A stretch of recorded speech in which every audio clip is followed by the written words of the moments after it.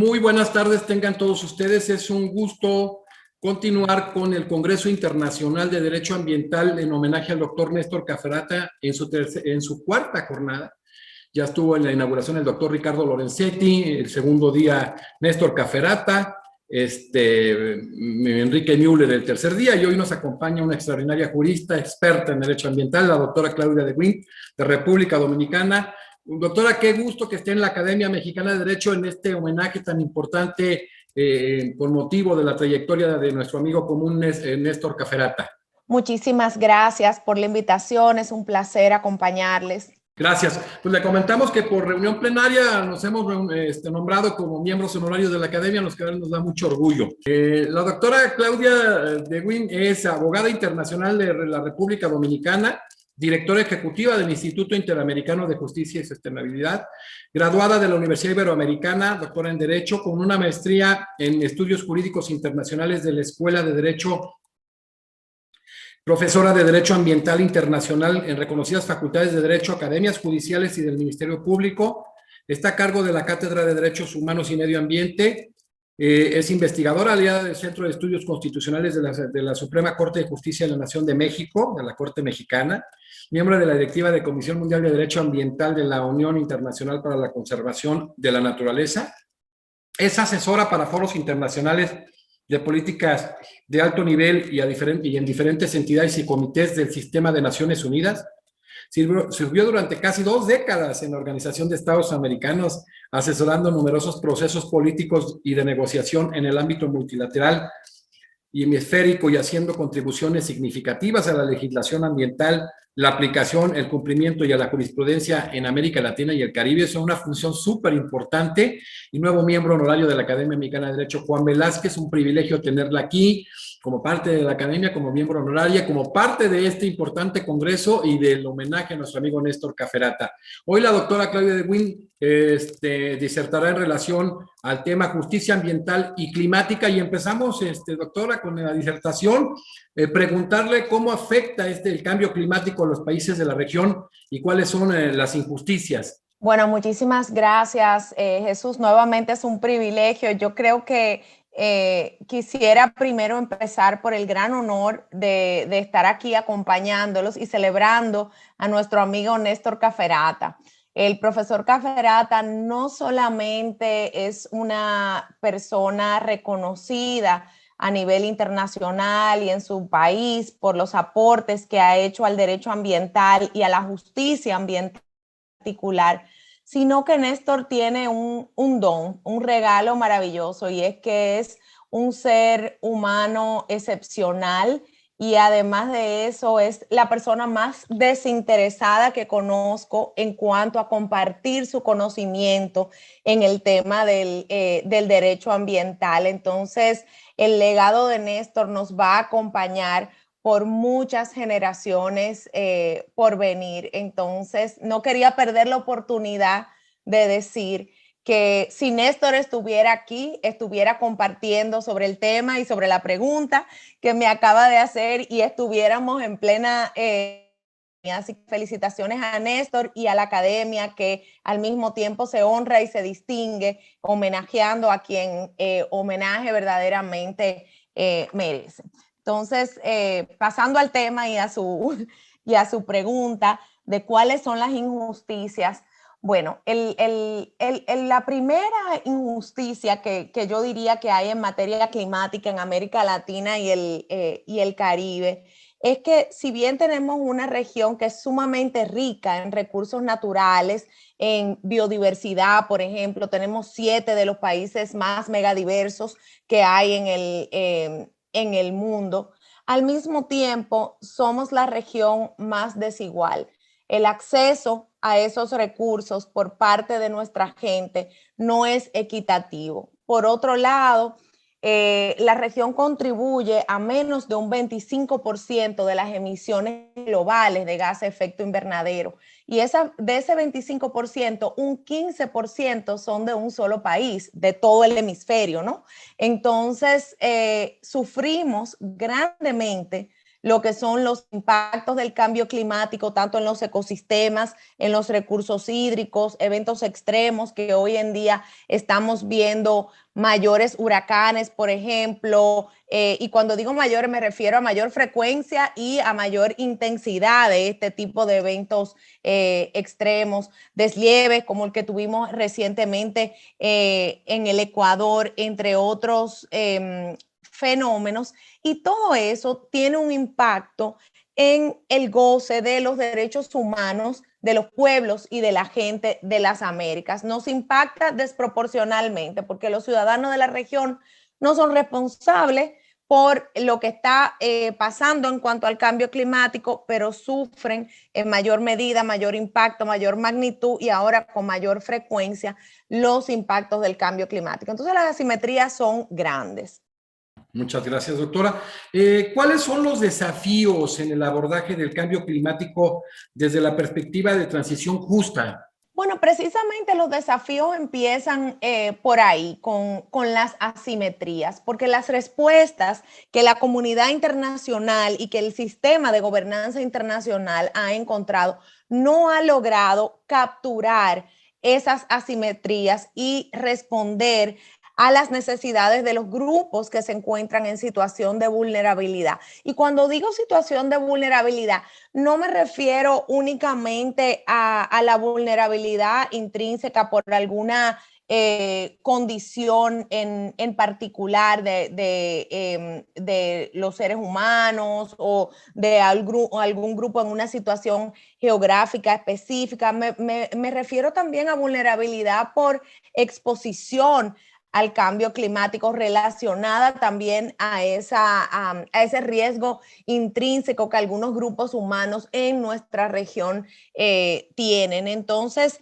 esas diferencias no han sido capturadas por las respuestas en la política, en la legislación. No es lo mismo el efecto que puede tener el cambio climático para un padre de familia, por ejemplo, que para una niña de 9 años o para una joven adolescente o a una mujer en momentos de lactancia o para un hombre joven. O sea, que todos esos impactos son diferenciados, hay vulnerabilidades y hay asimetrías que las respuestas tienen que saber capturar. Por otro lado, uno de los desafíos importantes es que los diferentes poderes del Estado tienen que responder de distinta manera y las medidas de mitigación y adaptación al tiempo deben considerar esas asimetrías.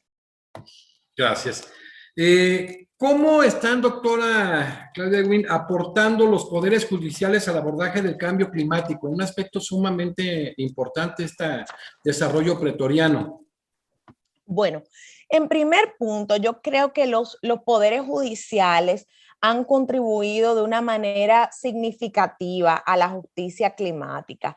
En primer lugar, yo diría que a través del diálogo de fuentes, internalizando todo lo que son los principios de lo que nos hablaba el profesor Caferata en su disertación en el día de ayer, pero también aportando al conocimiento en cuanto a la evolución del precedente en materia climática. Entonces, por ejemplo, los poderes judiciales se han manifestado en cuanto a obligaciones climáticas sustantivas y procesales, en cuanto a los derechos humanos que se ven afectados por el cambio climático y la degradación ambiental. Se han referido también a los impactos atribuibles del cambio climático en los ecosistemas, en los eventos extremos, la seguridad hídrica, como mencionaba antes, y también se han referido a el papel que juega el Acuerdo de París y también otros instrumentos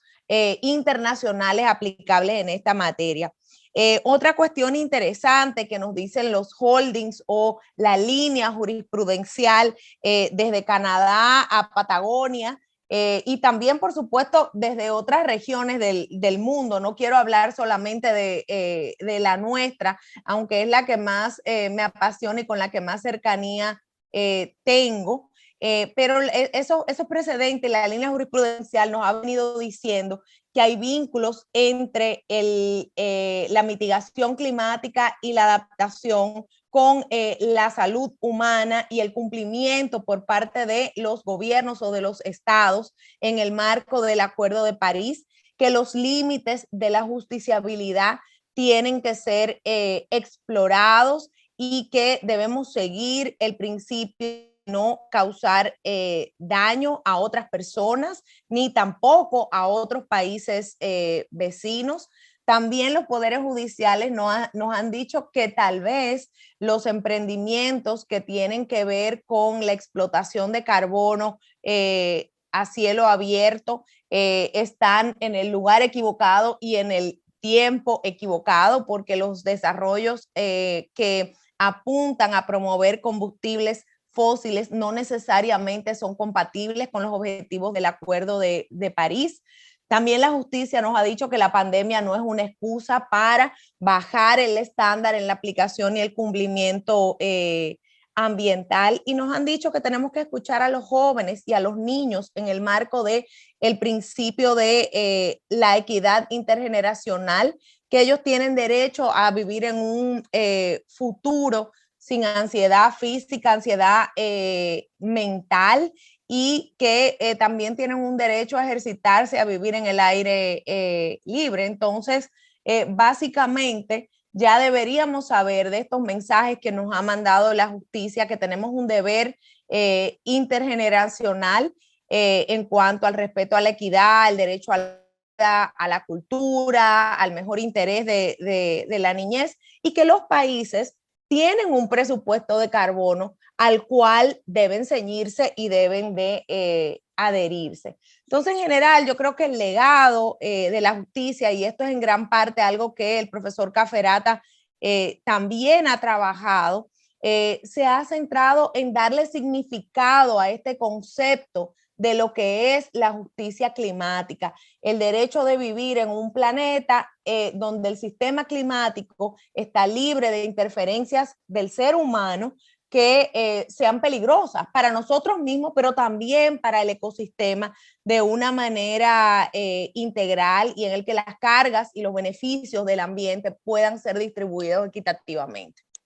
Qué interesante, doctora. Por ejemplo, este diálogo de fuentes, pero por ejemplo, en el famoso diálogo jurisprudencial, usted que es una experta en ámbitos internacionales, en el tema vertical u horizontal, ¿qué tan importante ha sido este diálogo que se ha dado para que la misma Corte Interamericana de Derechos Humanos tenga en este momento resoluciones pues tan importantes en temas ambientales con base a ese artículo 26 de la Convención Americana en el principio de desarrollo progresivo? Bueno, fundamental ha sido el diálogo de fuentes. Coincidencialmente, yo estuve en la audiencia ante la Corte cuando se estaban conociendo las observaciones para la opinión consultiva número 23 presentada por el Estado colombiano, donde la Corte consideró precisamente el derecho humano a un medio ambiente sano y cuáles son las implicaciones en cuanto al cumplimiento de los compromisos internacionales en materia ambiental para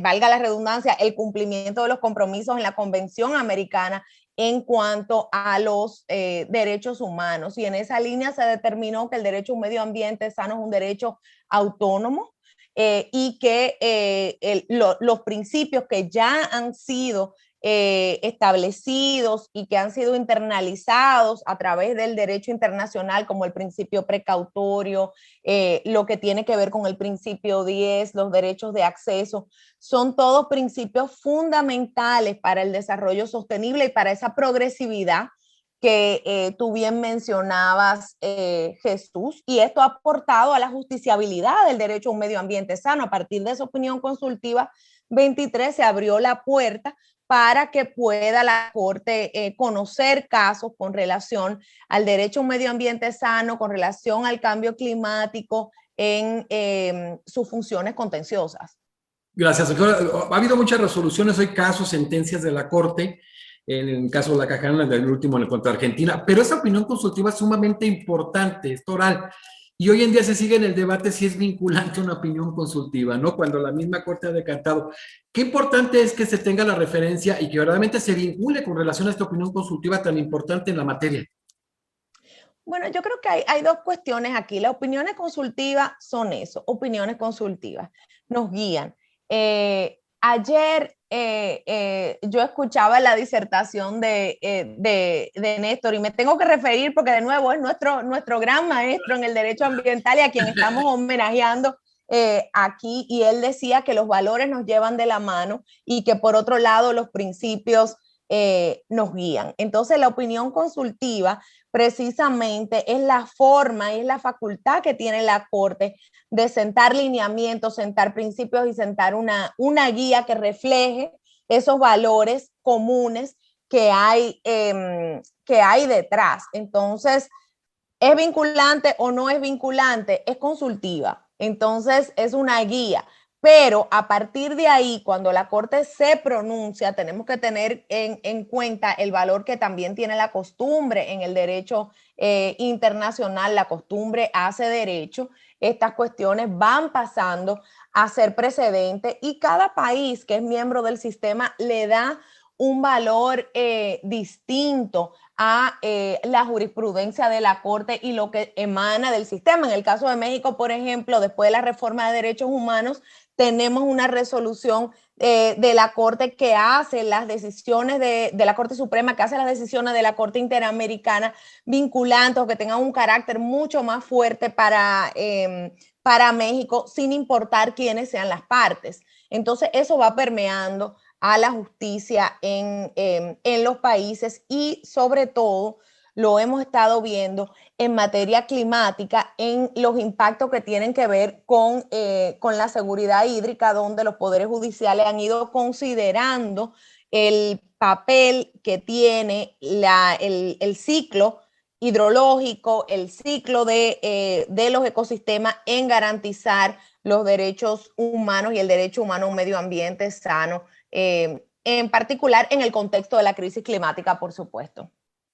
Muy importante esa reforma de 2011 en México con relación a derechos humanos, a la incorporación, pero bueno, ya había habido una ratificación de la Convención Americana y de la jurisdicción de la Corte Interamericana y necesitamos eso para entenderlo. Ahora, bueno, ha sido un gran avance.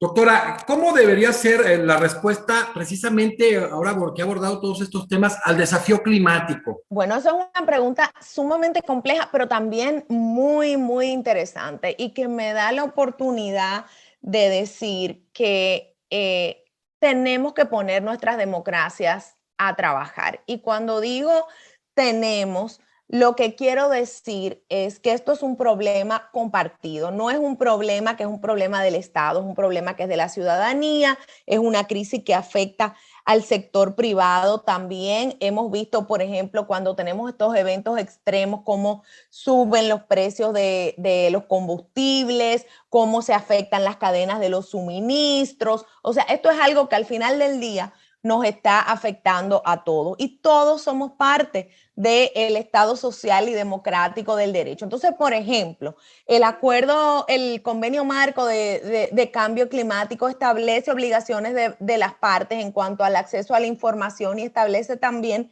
que la ciudadanía y los actores interesados tienen que participar. Entonces, al momento vemos en esta cuestión de la justicia climática que las cortes han avanzado en los precedentes muchísimo y han dado una respuesta, pero eso no es un trabajo del juez Hércules únicamente. Y para que los jueces y el sistema pueda responder, la ciudadanía tiene que preguntar.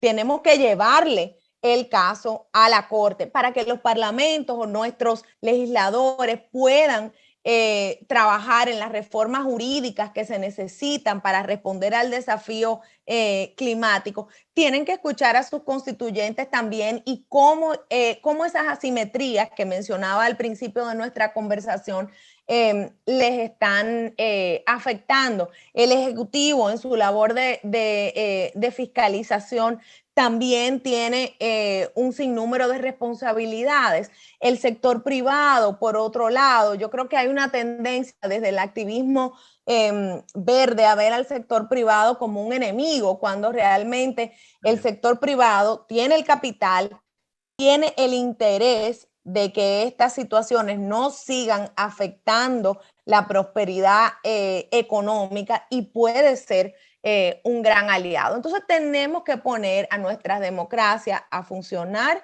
y a trabajar para la garantía de los derechos humanos de todos, del derecho humano a un medio ambiente sano, que incluye de nuevo el derecho a un sistema climático en el que todos podamos habitar y vivir bien. Muchas gracias. Y qué importante, pues, aquí cuando se da a veces la omisión por inconstitucionalidad o ahora con inconvencionalidad en estos temas, en esa tensión que se da democracia, constitucionalismo, la función del Poder Judicial. Pero en algunos casos ha habido algunos desmantelamientos importantes institucionales y constitucionales en materia ambiental. ¿Qué pasa ahí, doctora? Bueno, esa es una pregunta sumamente sensible que planteas y es una realidad de nuestro sistema, porque al final del día las externalidades en materia ambiental y los intereses tan fuertes que hay resultan en choques. Entonces yo diría que aquí Montesquieu cada vez se vuelve más importante en cuanto a la independencia de los poderes del Estado. Entonces, seguir trabajando enfáticamente en la independencia del Poder Judicial, seguir trabajando enfáticamente en la independencia que tiene el Poder Legislativo, pero al mismo tiempo, yo creo que el diálogo es fundamental para generar confianza. Entonces, muchas de las situaciones que yo he visto donde se dan estos choques pudieran tener un menor impacto en el bienestar de la ciudadanía si hubiera más diálogo y entendimiento entre poderes. Por ejemplo, que el Poder Ejecutivo pueda entender en qué línea va la jurisprudencia y por qué el razonamiento jurídico va en esa dirección en cuanto a la interpretación y en cuanto a la aplicación de la ley, porque eso al mismo tiempo va a modelar la labor fiscalizadora que tiene el Ejecutivo y la labor en la regulación administrativa. Lo mismo pasa con el poder legislativo. Entonces, para mí yo creo que, y eso es la democracia en acción, nuevamente, el diálogo es fundamental en esos conflictos, pero al mismo tiempo la independencia de los poderes. Qué importante, la verdad, ese planteamiento que hace el tema de la independencia, esa distribución y separación del poder con poderes limitados y equilibrados, con pesos y contrapesos, etcétera. Pero en ocasiones ese diálogo que es fundamental, a veces pues no llega a nada. Y entonces creo que la función del Poder Judicial es sumamente importante, ¿no, doctora?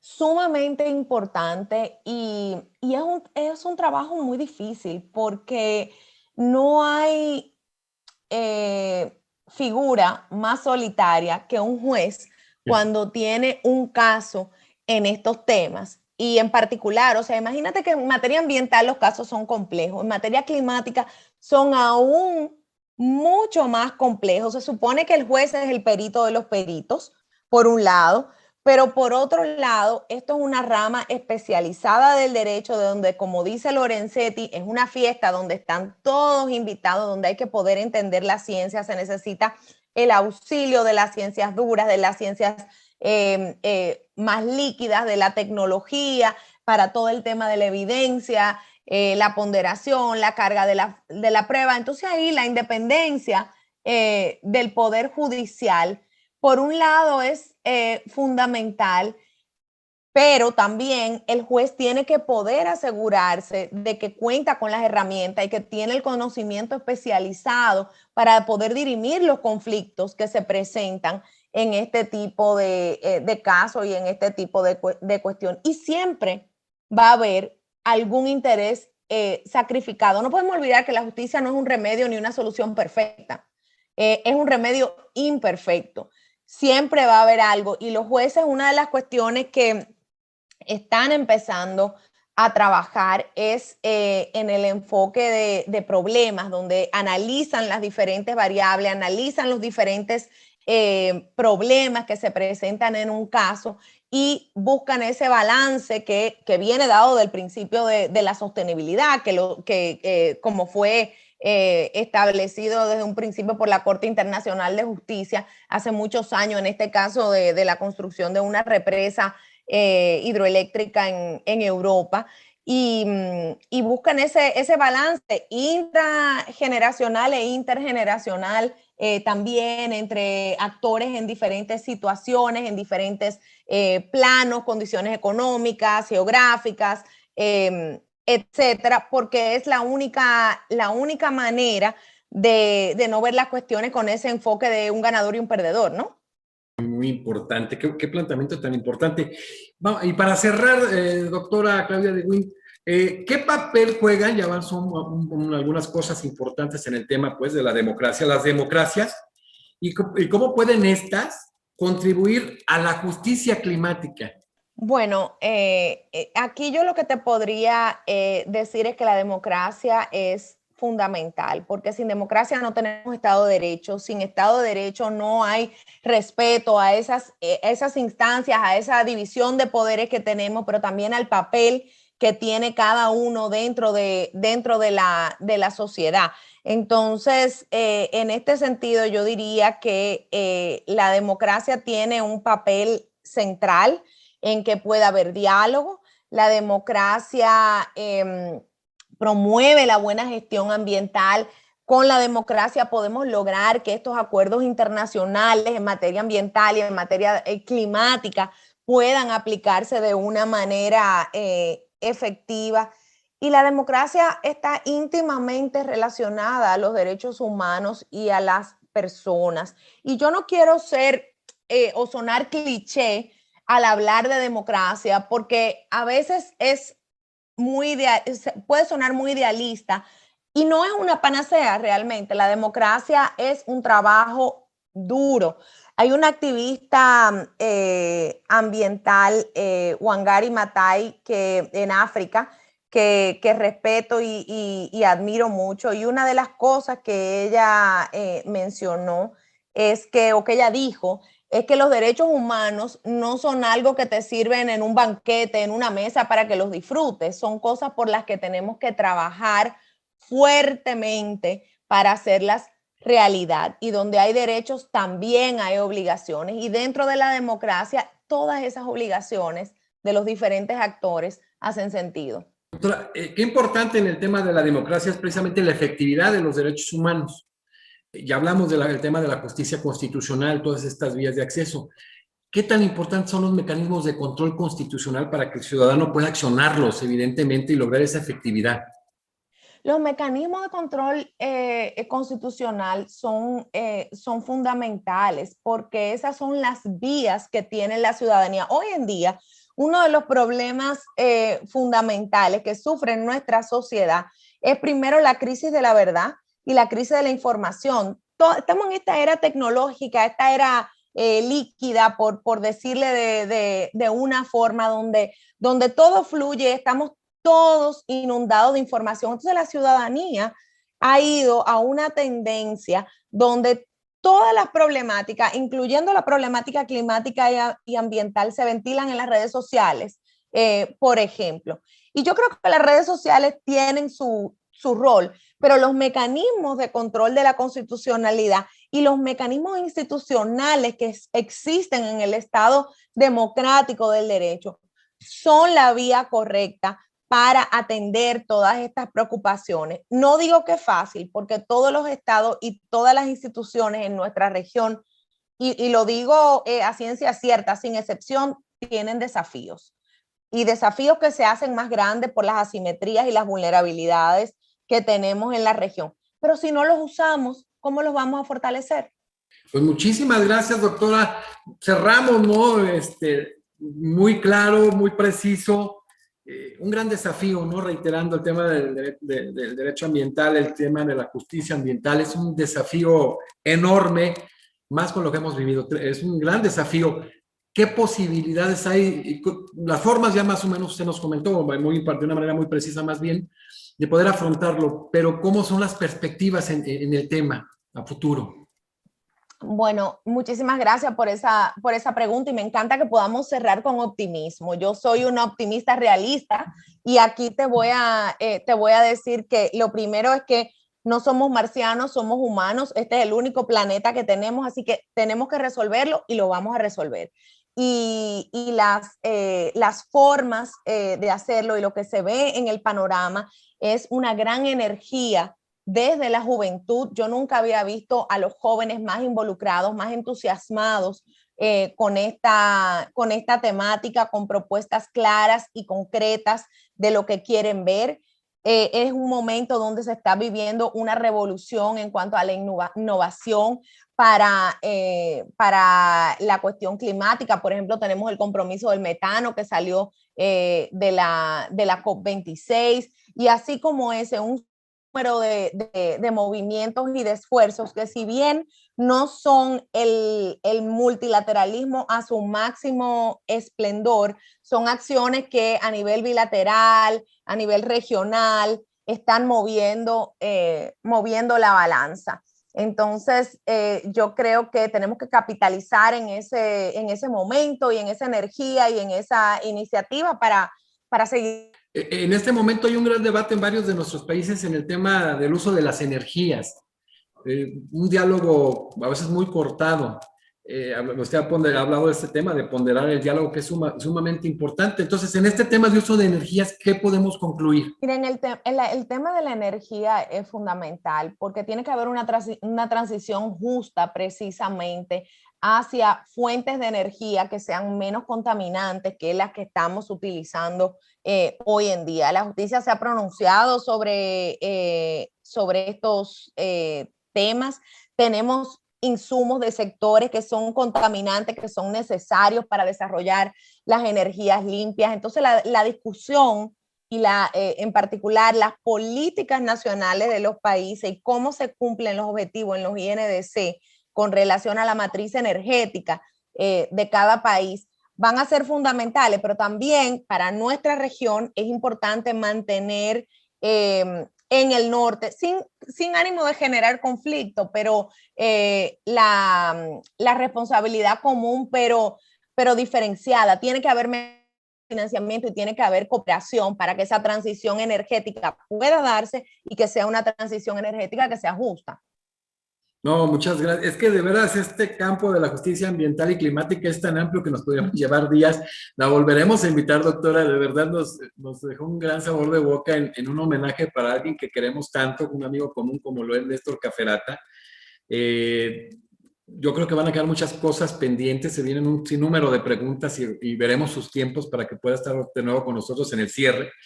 Y agradecerle, ¿no? Ahora como miembro honoraria de nuestra academia, a la doctora Claudia de Guin, abogada internacional de República Dominicana, directora ejecutiva del Instituto Interamericano de Justicia y Sostenibilidad, graduada en la Universidad Iberoamericana con una maestría en estudios jurídicos internacionales de la Escuela de Derecho, evidentemente de la American University, con un certificado de negociaciones de la Escuela de Derecho de la Universidad de Harvard, profesora de Derecho Ambiental Internacional en reconocidas universidades, academias judiciales y Ministerio Público, a cargo de la Cátedra de Derechos Humanos y Medio Ambiente de la Facultad de Derecho de Washington College of Law.